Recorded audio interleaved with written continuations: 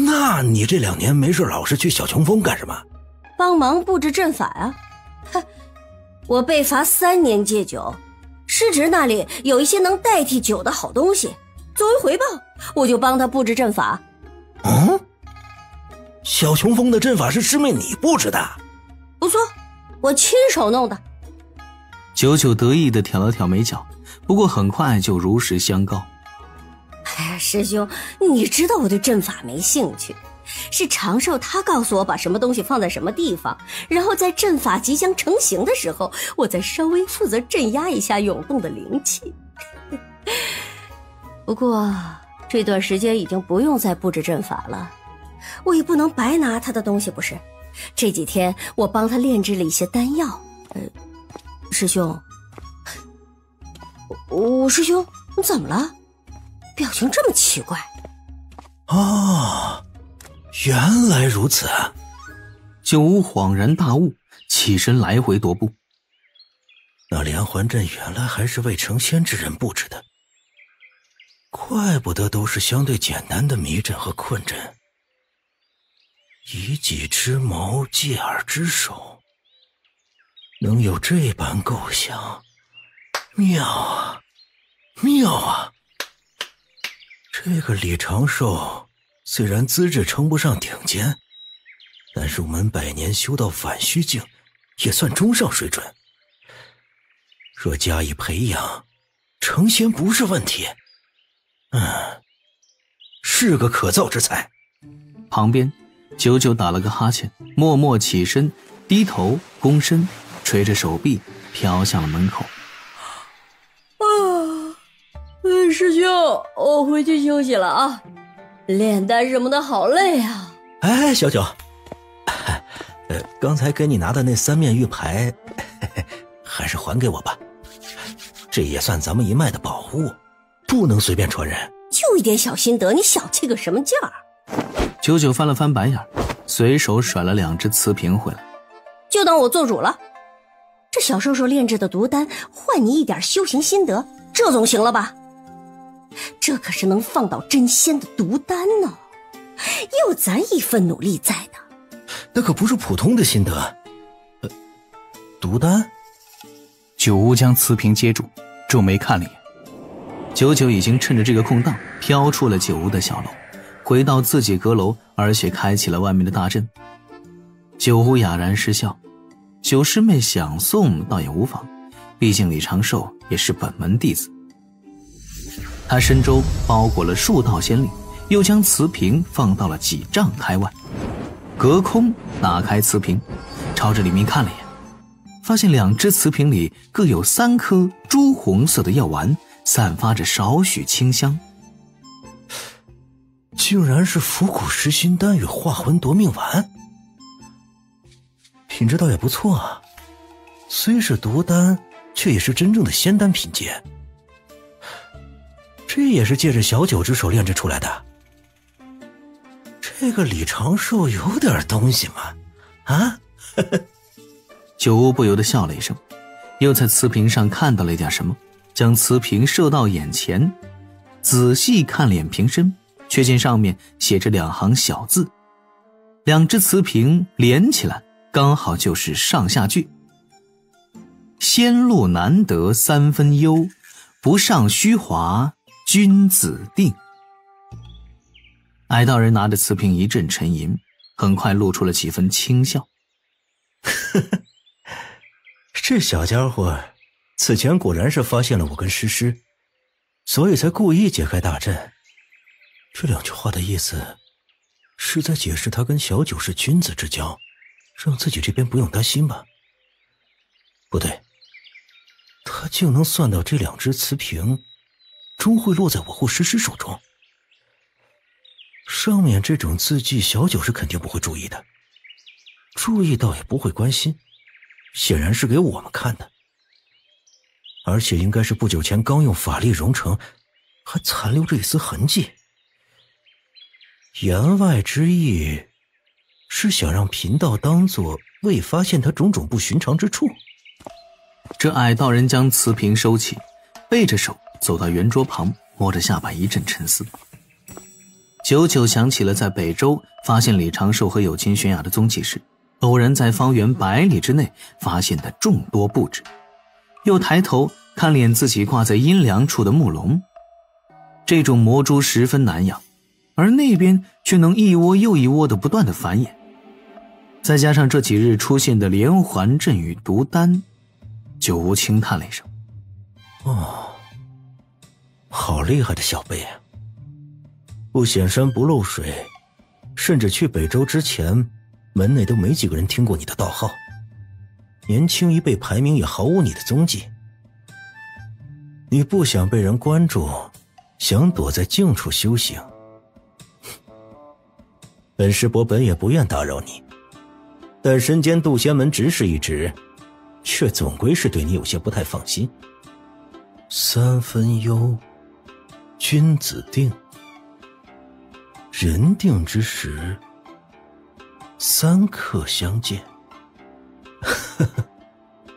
禁不住愣了一下，九无顿时哑然失笑。亥时3刻，九无驾着一朵白云飘到小琼峰上。此时丹房周遭阵法已关，丹房门前站着一道修长的身影，对着九无遥遥地拱手行礼。九无顿时笑眯了眼，驾云落下，还没进丹房，已经嗅到了醇厚的酒香。李长寿拱手行礼：“弟子拜见师伯。”好一个君子定于3分忧啊！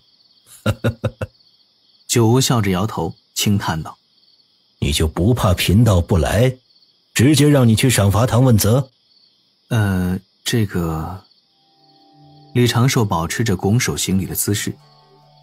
其实弟子心里也没有底，且自北周遇到师伯之后，就在担心此事，但又知师伯德高望重，绝不会刻意的为难门内小辈。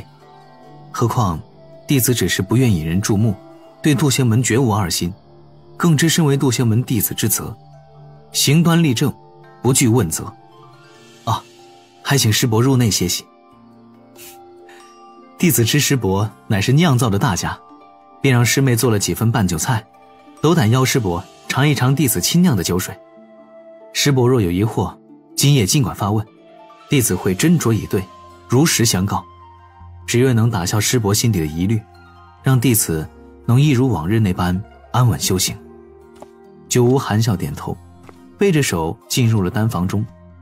在一处窗台下，皎洁的月光中，一张矮桌摆满了珍馐美味，一只夜光杯已经倒满了佳酿，那其实是给九九酿造的恒河水老白干，被李长寿提前开了一小摊。月垂西山，杯盘狼藉。李长寿站在丹房前，注视着九无离开的方向，脸上渐渐褪去了笑意。算是暂时稳住了这位师伯吧。那日在北周，九无给了自己那个意味深长的眼神开始，李长寿就知道这位心思缜密的矮道人已经对他有了一些好奇。再加上自己这段时间与九九师叔走得很近，拜托九九师叔帮忙做了很多的事，这必然会引起九无师伯更为浓厚的兴趣。好奇和感兴趣很容易发展成为疑心，这就是一种对自己的潜在威胁。如何消除九无师伯对自己的威胁呢？很简单啊，杀了就是了。开个玩笑啊，这个自己跟九无师伯无冤无仇，而且呢，九无师伯本身的实力强悍，更是门内素有名望的执事。九字九仙谁出事都会引起门内大地震，去暗算九无纯粹是嫌命长。剩下的办法当中，最稳妥也是最靠谱的，就是邀请这位师伯前来，开诚布公的跟他谈一谈，当着九无师伯的面立下誓言，许诺自己不会做任何危害师门之事，再顺便呢展露一点自身隐藏起来的修为，让九无师伯觉得已经摸透了他这个小师侄的底。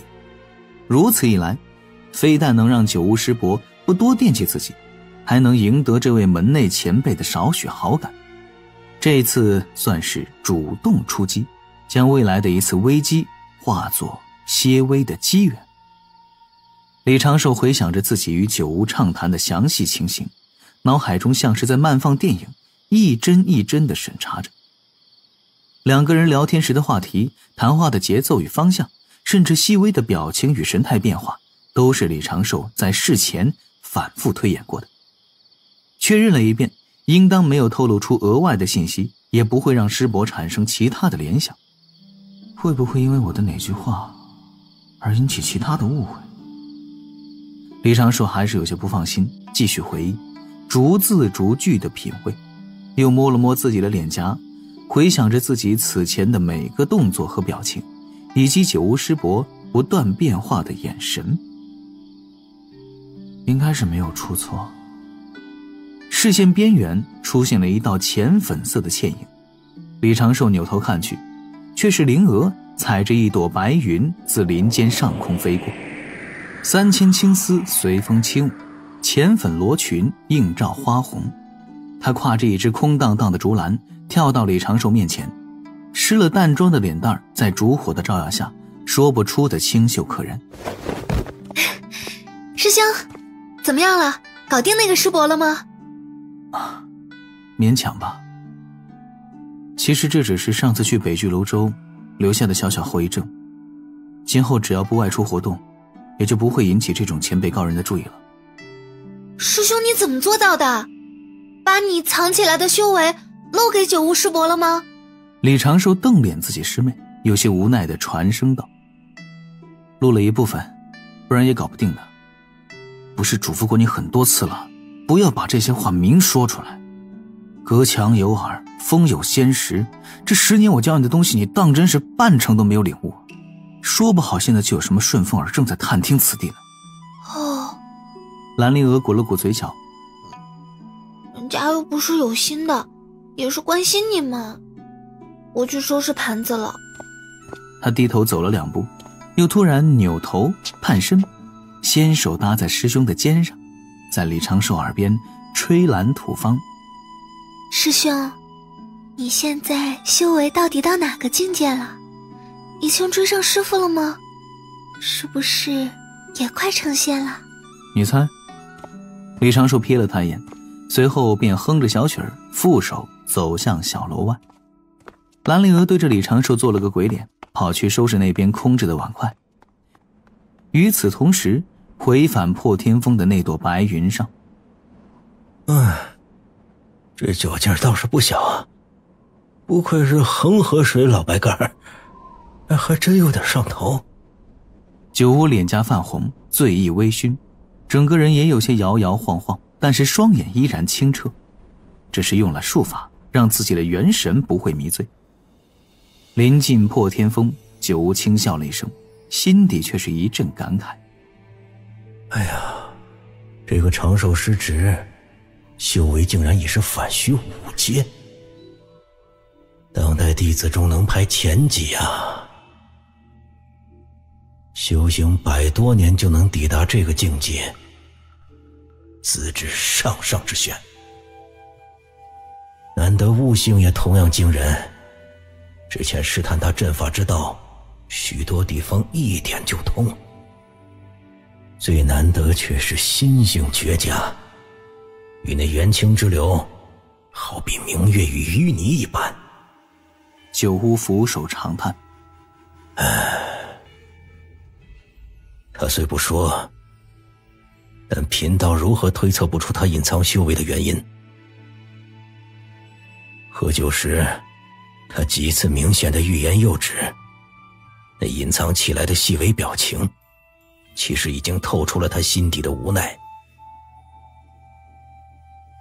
长寿师侄隐藏修为，必然是不想为本来已经人丁单薄的小琼峰引来更多的风风雨雨。哪怕他自己得不到门内重点培养，也不想让七元师弟有任何多余的麻烦。好弟子啊，好弟子啊！倘若七元师弟渡劫失败，就去请大师姐或者二师兄出山，将长寿师侄与他师妹一同收到破天峰上来吧。连连感慨破天风已经近在眼前。九屋瞧了眼自家小师妹的阁楼，发现她已经开启了防护大阵，应该是已经休息了。